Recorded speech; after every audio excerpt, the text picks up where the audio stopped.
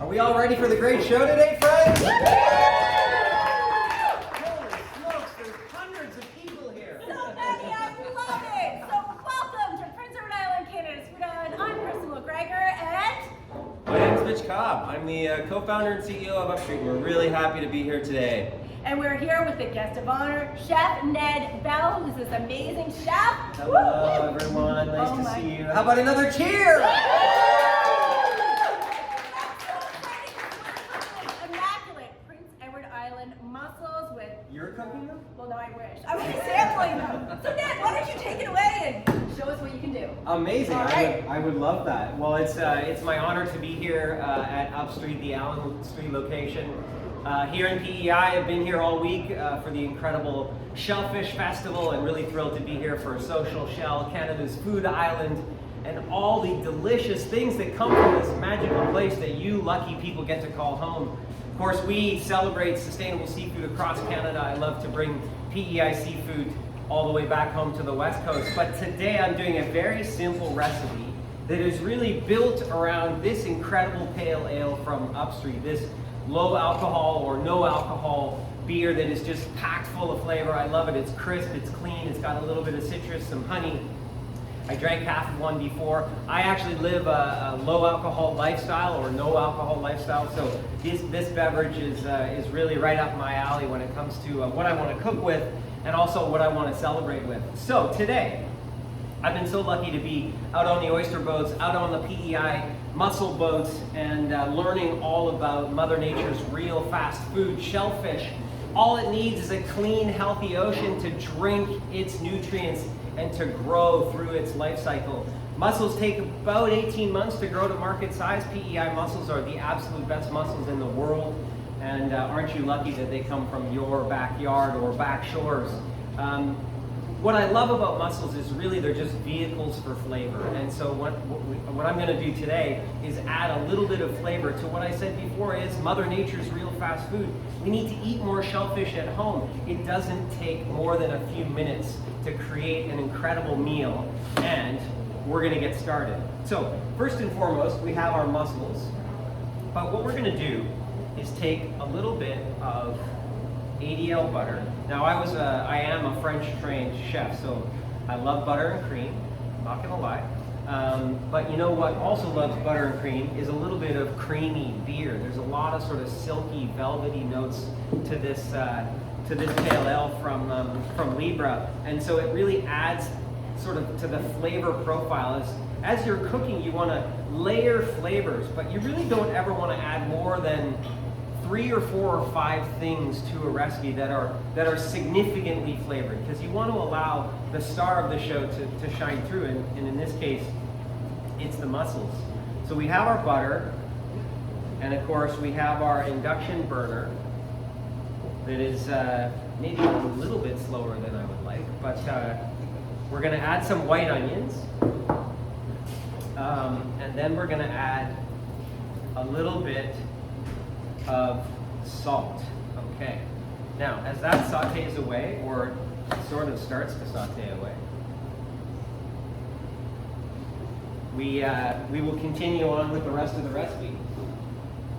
We have a whole bunch of incredible PEI mussels. Now, mussels begin their life cycle as a little bit of a seed, and they're grown on stalks, which are basically ropes that sort of float in the ocean. They seed them, and then they bring those mussels out into the farm. Of course, you know, when you think about sustainable seafood, you think about wild seafood, wild capture, and you think about farmed seafood. And of course, we love farmers, don't we? And really, aquaculturalists, or aquaculture, farming of fish, is really a celebration of farmed seafood. And so what we want to make sure we do when we're choosing phenomenal seafood, we're choosing wild seafood, we're choosing farm seafood, is we're looking for best choice. And in my life, I have a number of different NGOs, certification programs, and recommendations that allow me to make the best choices. In this case, Oceanwise or MSC or BAP certified seafood is the best choice for seafood in Canada. And so when you're choosing Oceanwise seafood or best aquaculture practice certified seafood, you know that how it was grown, where it was grown, when it was grown, who grew it, was taking all of the best practices into place as they grew and grow their seafood. So, you know, we love farmers on land, we love farmers in the ocean. We consume a ton of seafood in North America. Basically, we eat 4 species of fish, some sort of white fish, some sort of pink fish, some sort of salmon, and by far the most seafood, pink fish being tuna. And by far the most consumed seafood in North America is shrimp. And so if you think about the ocean, there's hundreds of different things in the ocean that we could and should be eating. Shellfish is one of my absolute favorites because it is like the gold star for sustainability. As I said before, all it needs to do is drink a healthy ocean to grow. And so if we give it a healthy ocean or a healthy bay or a healthy place, and of course they're surrounded, those healthy bays and places are surrounded here in PEI. So PEI mussels are, as I mentioned, the best mussels in the world. So the onions are sauteing away with a little bit of butter. Then we're gonna add our mussels right in. And now it's important, you don't want to crowd the mussels. Why I love shellfish, and what you'll see here in a couple of minutes, is that you can have dinner on the table in minutes. For a busy family, shellfish is available all year long. It's affordable, it's local, it's Canadian, and to me, it tastes absolutely spectacular. And when you're adding, you know, the pale ale from Libra from here at Upstreet, obviously, you can eat this as a family. You could add apple juice if you wanted, you could add other beverages, but the thing I love about this Libra Pale Ale is that it adds a clean crispness to a seafood that is already clean and crisp. So, what we're gonna do is maybe move on as that sautés slightly to our sour cream garnish. So, we just have some full fat sour cream. In this case, we got it from our friends at ADL. Full fat sour cream.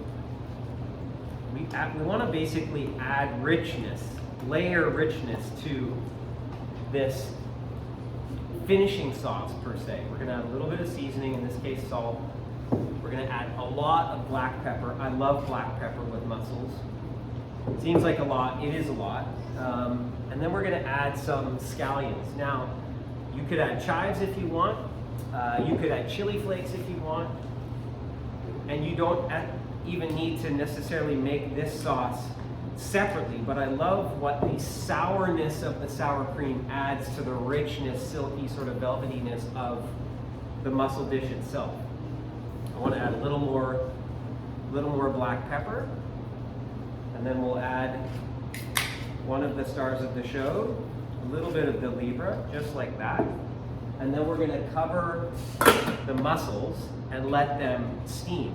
And basically, in the time it takes for this to come up to a boil, these mussels will be done. Then we're going to add our garnish, and then we're going to serve them to a few of the hundreds of audience members behind the camera today.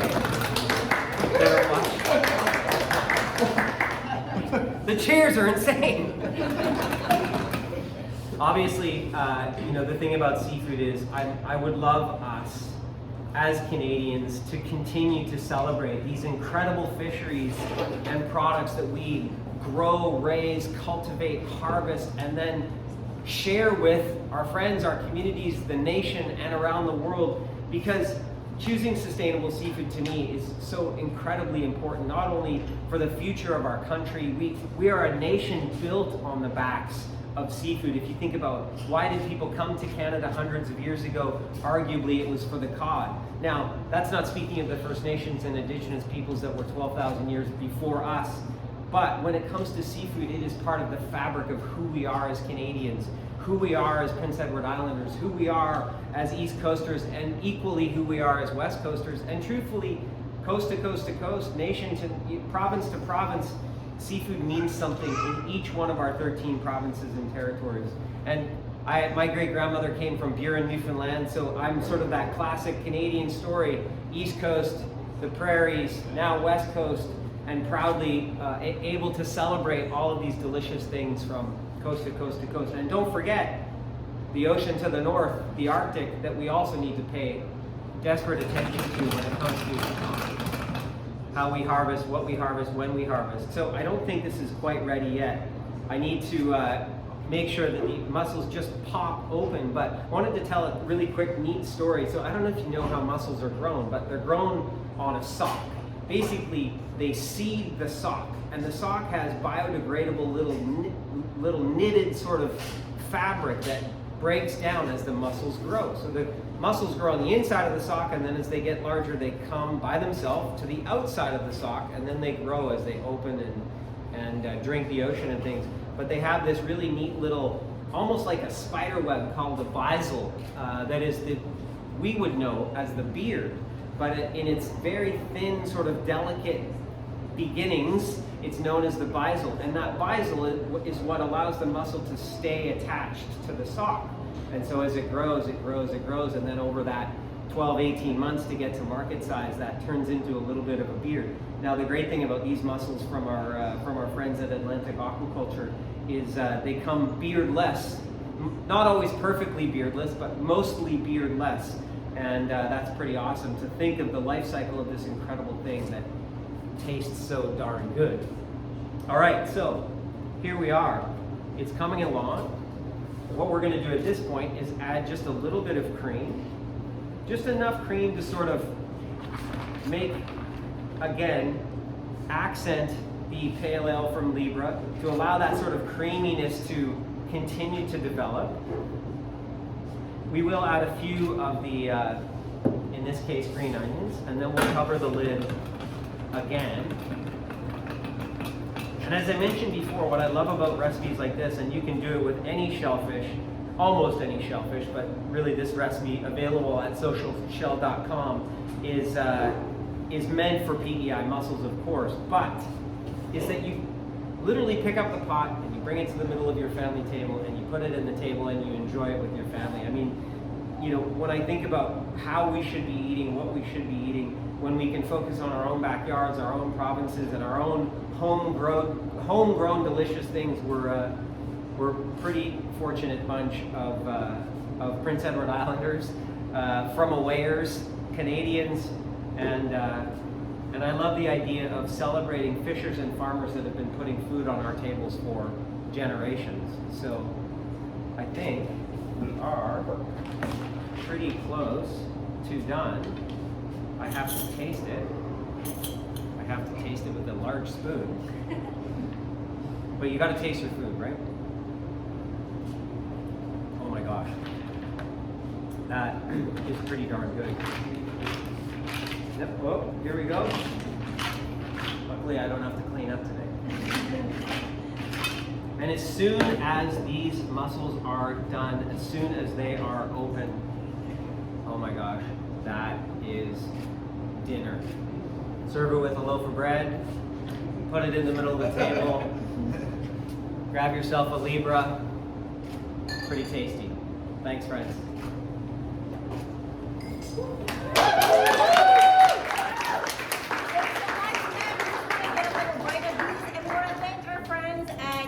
Atlantic Aqua for giving us the PEI beautiful mussels today. We also want to thank our friends at Meyer's Cookware for the cookware. Oh my gosh, I get to take a bite of this? Okay. It's hot, it's hot. Okay, Please be careful. Oh my gosh. So good, right? Well, you Mitch, come on up here and taste this. And friends, don't let friends miss out. Share, like, show some love to Ned. Thank you so much, Ned, for joining us. All right, folks, who wants to try some of these mussels? Yes.